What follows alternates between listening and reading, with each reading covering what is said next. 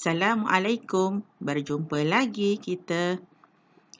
Untuk hari ini, kita akan membincangkan tentang pengukuran isi padu. Pengukuran isi padu. Apa itu isi padu?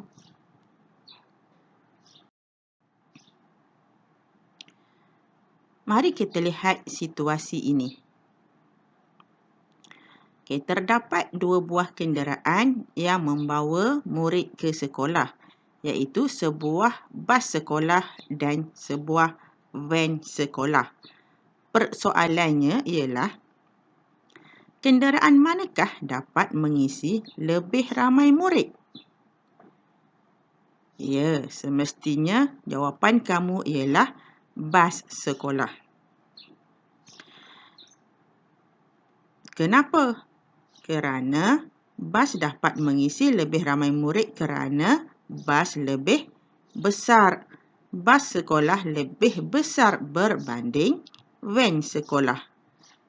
Ini menunjukkan isi padu bas lebih besar berbanding dengan van. Jadi dalam skop ini, kamu pasti dapat membayangkan ruang di dalam bas dan juga ruang di dalam van. Jadi ruang di dalam itulah yang dimaksudkan dengan isi padu.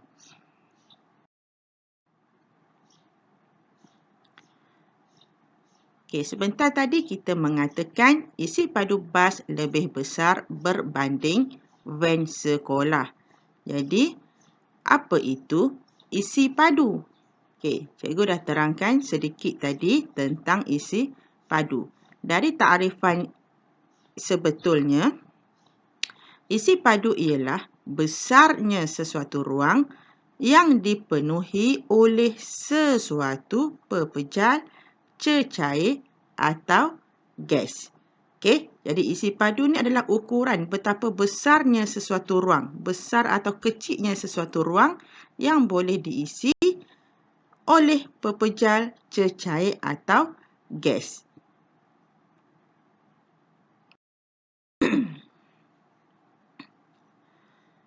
Sebelum kita belajar mengira isi padu atau membuat ukuran isi padu, kita kenal terlebih dahulu unit-unit isi padu.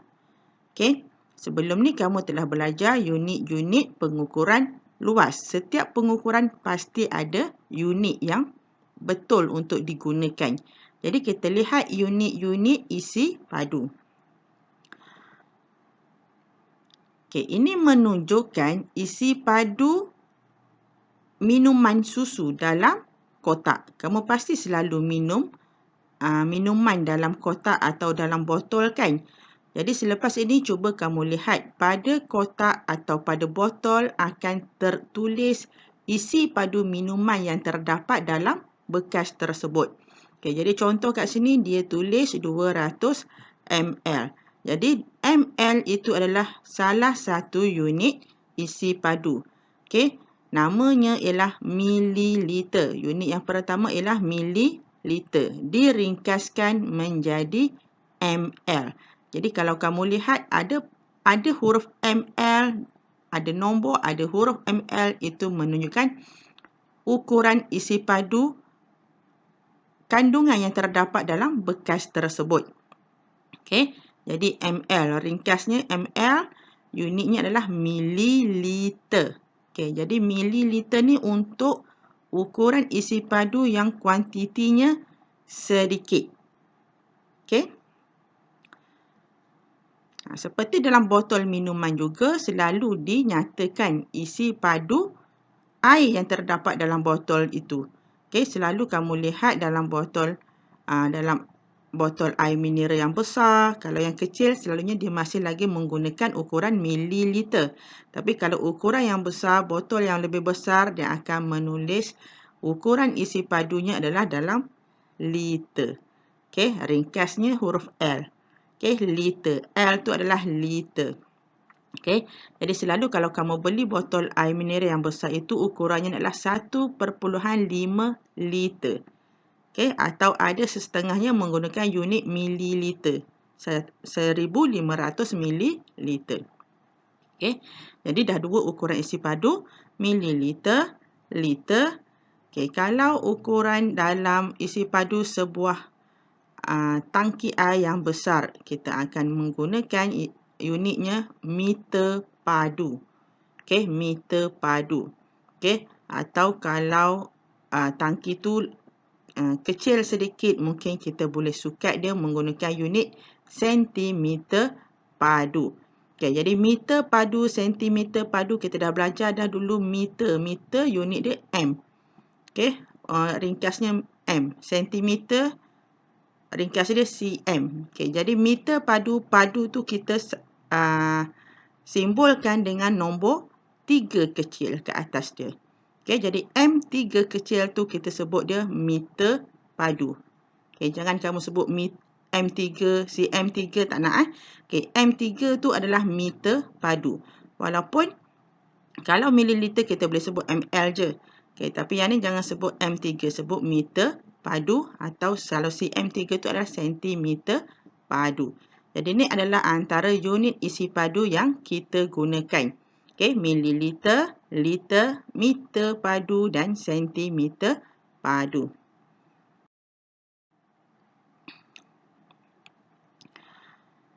Okey, seterusnya cikgu akan terangkan cara mengukur isi padu kotak lohong. Okey, kotak lohong ni kotak yang berbentuk cuboid ataupun kubus. Okey, lohong bermaksud dalam tu kita boleh isi. Okey, persoalan yang dinyatakan, bolehkah kita mengukur isi padu kotak lohong? Bagaimanakah caranya? Okey, jadi bagaimana kita nak mengukur isi padu sebuah kotak yang ada ukuran dia lah.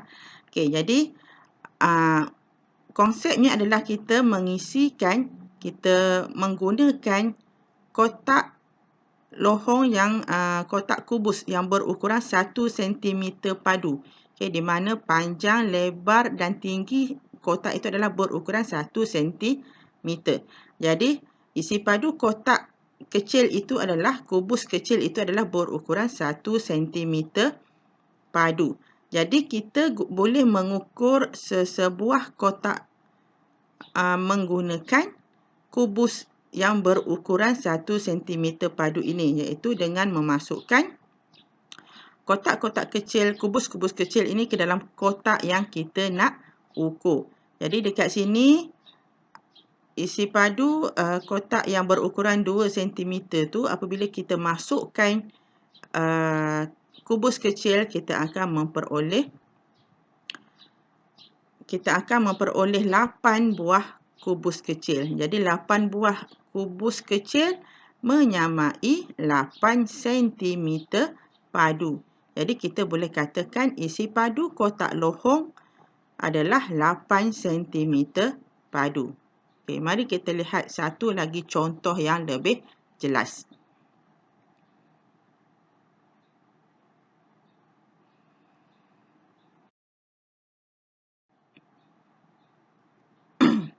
Okey, ini contoh. Kita nak mengukur mendapatkan isi padu kotak A ini. Okey, jadi langkah pertama kita akan masukkan dan susun kubus-kubus kecil yang berukuran 1 cm padu. Okey, kita akan susun ke dalam kotak itu sehingga memenuhi kotak tersebut. Okey, seterusnya apabila kotak kubus-kubus kecil itu telah penuh, kita akan kira berapa bilangan kubus kecil yang digunakan. Jadi apabila dikira, kita akan dapat 12 kotak yang berukuran 1 cm. Sekali 1 cm kali 1 cm. Okey, jadi kita mendapat 12 kubus yang berukuran 1 cm padu. Jadi 12 kotak ini menunjukkan isi padu kotak A adalah 12 cm padu. Jadi kita boleh katakan isi padu kotak A bersamaan dengan 12 cm padu. Okey, jadi kita perlu adakan banyak kubus-kubus kecil ini untuk digunakan untuk mengisi kotak-kotak lohong dan mendapatkan isi padunya.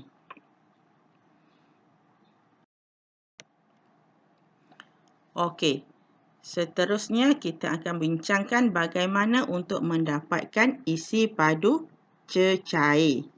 Okey, kita tahu cecair tidak seperti bongkah, tidak seperti kotak yang ada ukuran, yang ada bentuk yang tertentu. Isi padu cecair ini tidak boleh, cecair ini tidak boleh dipegang atau tidak mempunyai bentuk tetapkan. Jadi, sudah pastinya untuk mengukur, untuk mendapatkan isi padu cecair memerlukan alat pengukuran. Okay, mari kita lihat dulu alat pengukuran isi padu cecair. Okay, jadi dalam bilik sains terdapat beberapa alat pengukuran untuk mengukur isi padu cecair. Okay. Cikgu rasa kamu pun ada yang masih ingat. Okay? Harap semualah ingat apa dia alat yang boleh digunakan untuk mengukur isi padu cecair.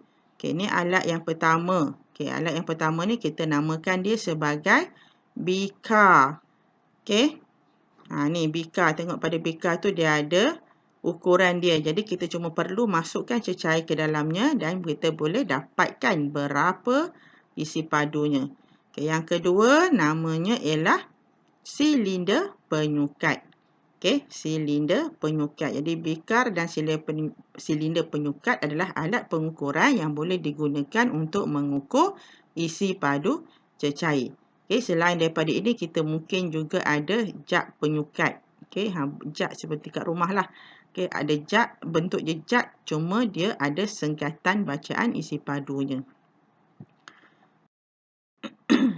Okey, kita lihat ada satu situasi di mana 3 orang murid ingin mendapatkan kepastian adakah isi padu yang dinyatakan pada kotak minuman betul atau tidak. Jadi, mereka menuangkan air minuman itu ke dalam silinder penyukat. Okey, kita tengok apa yang berlaku. Okey, Lim dia baca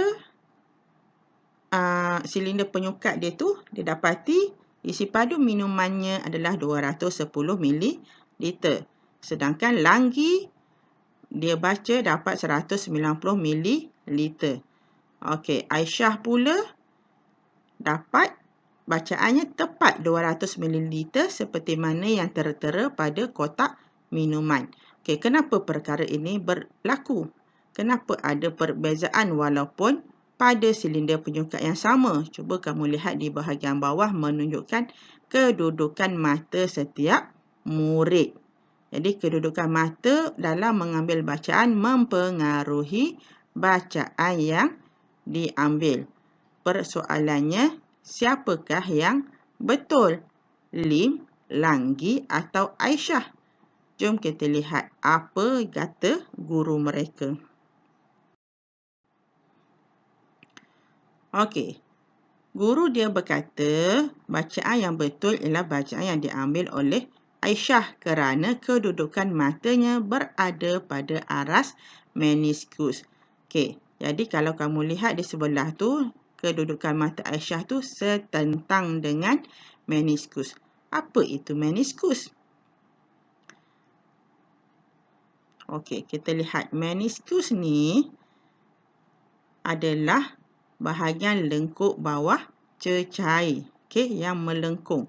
Okay, kita lihat apa takrifan dia. Okay, meniskus ialah permukaan cecair di dalam sesuatu bekas yang kelihatan berkeluk. Okay, maksudnya kat sini, kalau kamu lihat pada aras cecair pada silinder penyukat tu, dia kelihatan melengkuk ke bawah. Okay, jadi meniskus adalah bahagian lengkuk yang kat bawah, bukan bahagian atas atau bahagian bawah. Okay, jadi kesilapan yang dilakukan oleh Lim dan Langgi tadi adalah kerana mata mereka tidak setentang dengan meniskus, di mana Lim melihat dari kedudukan atas, manakala Langgi melihat dari kedudukan bawah. Sedangkan untuk mengambil bacaan, mata perlulah searas atau setentang dengan meniskus, iaitu garis yang lekuk garis cecair yang melengkung ke bawah tersebut.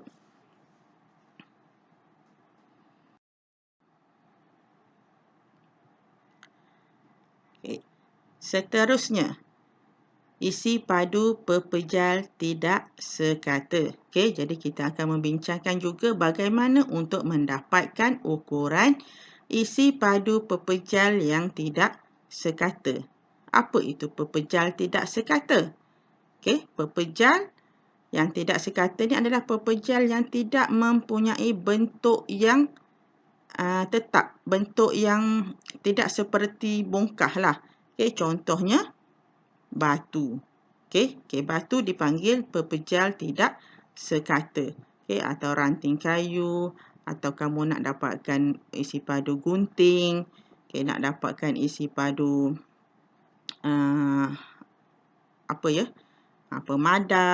pemadam yang bukan berbentuk bongkah ya. Okay, jadi yang ni kita ada cara atau kaedah yang tersendiri. Mari kita lihat. Okey. Untuk mendapatkan isi padu pepejal tidak sekata, kita gunakan kaedah sesaran air. Okey, kaedah sesaran air. Apa itu kaedah sesaran air? Okey. Kalau kamu lihat pada rajah ini menunjukkan air di dalam sebuah bikar. Okey, air di dalam sebuah bikar itu kemudian dimasukkan seketul batu. Okey, kita gunakan batulah kat sini sebagai pepejal yang tidak sekata. Okey, cuba kamu lihat apa yang terjadi. Setelah dimasukkan batu ke dalam cecair tersebut, di dalam air tersebut, aras air akan meningkat. Okey, jadi peningkatan aras air disebabkan oleh masuknya batu ke dalam air itu dipanggil air yang tersesar. Jadi perubahan peningkatan air daripada yang ada batu dengan yang sebelum ada batu tadi, perbezaan itu adalah mewakili isi padu batu tersebut. Okey, jadi isi padu air yang tersesar, iaitu kenaikan air tadi itulah adalah bersamaan dengan isi padu objek. Kalau kita gunakan batu, jadi ia mewakili isi padu batu itulah. Okey, yang ini kaedah penyesaran air, peningkatan air inilah yang dipanggil sesaran air. Okey, kita ada beberapa kaedah, kita akan lihat kaedah-kaedah pengiraan setiap kaedah. Okey, ini adalah kaedah sesaran air yang pertama. Okey, kaedah sesaran air yang pertama.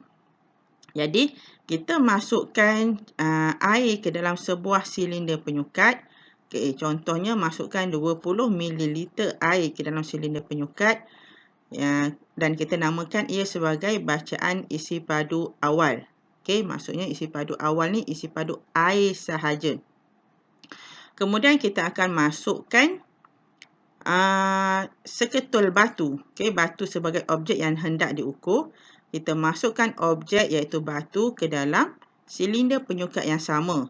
Jadi akan terdapat penambahan air dekat situ. Okey, penambahan aras air. Air tidak bertambah ya, cuma aras air itu akan meningkat. Okey. Jadi kalau lihat kat sini kita namakan dia sebagai bacaan isi padu akhir. Jadi, untuk mendapatkan isi padu batu, okey, untuk mendapatkan isi padu batu, kita dapatkan perbezaan antara isi padu akhir dengan isi padu awal, okey, iaitu bacaan isi padu akhir ditolak dengan bacaan isi padu awal. Isi padu akhir yang ada batu, isi padu awal yang tiada batu. Jadi, isi padu akhir tolak isi padu awal. Okay, jadi kalau kita lihat kat situ, isi padu akhir adalah 30 ml dan kita tolakkan dengan isi padu awal iaitu 20 ml. Jadi 30 ml tolak dengan 20 ml, kita akan dapat bersamaan dengan 10 ml. Jadi, isi padu batu adalah 10 mililiter. Okey, perbezaan antara isi padu awal dengan isi padu akhir dengan isi padu awal tadi adalah mewakili isi padu batu atau objek yang diukur. Boleh faham? Okey, kita cuba lihat kaedah kedua. Okey, ini ialah kaedah kedua. Kaedah kedua ini kita menggunakan tin Eureka. Okey, nama ni tin Eureka. Jadi kamu lihat pada tin ini dia ada muncung yang menghala ke bawah. Okey, muncung dia tu menghala ke bawah. Jadi muncung tu sebenarnya berperanan untuk mengalirkan peningkatan aras air. Okey, dia akan mengalirkan air itu ke bawah. Okey. Jadi kita lihat macam ni. Langkah pertama yang sebelum tu maksudnya kita isikan air ke dalam tin Eureka sehingga ke aras muncung. Okey, maksudnya sampai maksimum lah. Maksudnya selagi dia tak keluarkan air. Jadi letakkan air sehingga ke aras muncung tin Eureka tu. Okey, ni ialah tin Eureka ya. Tin Eureka. Okey, jadi sebelumnya kita masukkan air ke dalam tin Eureka. Tin Eureka ni kita tinggikan sedikit untuk membolehkan kita kumpul air yang tersesar. Okey, ingat kita belajar tentang sesaran air. Maksudnya kita akan kumpul air yang tersesar. Okey, jadi pastikan air berada betul-betul di aras corong. Okey, corong untuk keluar air. Okey, kemudian kita masukkan batu atau objek yang kita nak ukur isi padunya ke dalam air tersebut. Okey, ke dalam tin Eureka yang berisi air itu. Okey, jadi seperti yang kita tahu, apabila kita masukkan sesuatu objek, air itu akan tersesar. Okey, jadi dekat sini apabila air itu tersesar, air yang tersesar tu dia akan keluar melalui muncung dan kita akan kumpulkan ke dalam silinder penyukat. Okey, yang tersesar tu kita akan kumpulkan dalam silinder penyukat. Jadi isi padu air yang dikumpulkan, isi padu air yang tersesar yang dikumpulkan tu adalah menyamai atau mewakili isi padu batu yang kita gunakan. Jadi konsep dia sama. Okay, isi padu air yang tersesar adalah bersamaan dengan isi padu objek. Okey, jadi terdapat dua kaedah. Sama ada kita guna je silinder penyukat yang sama, yang biasa, cuma kita dapatkan perbezaan isi padu akhir dengan isi padu awal, atau kita terus boleh guna tin Eureka dengan mengumpulkan air yang tersesar. Okey, jadi cikgu harap kamu fahamlah penerangan cikgu yang agak panjang lebar ini. Okey, itu sahaja. Sekian. Terima kasih. Semoga kamu dapat ilmu yang bermanfaat dan terus menjadi murid yang cemerlang. Jumpa lagi.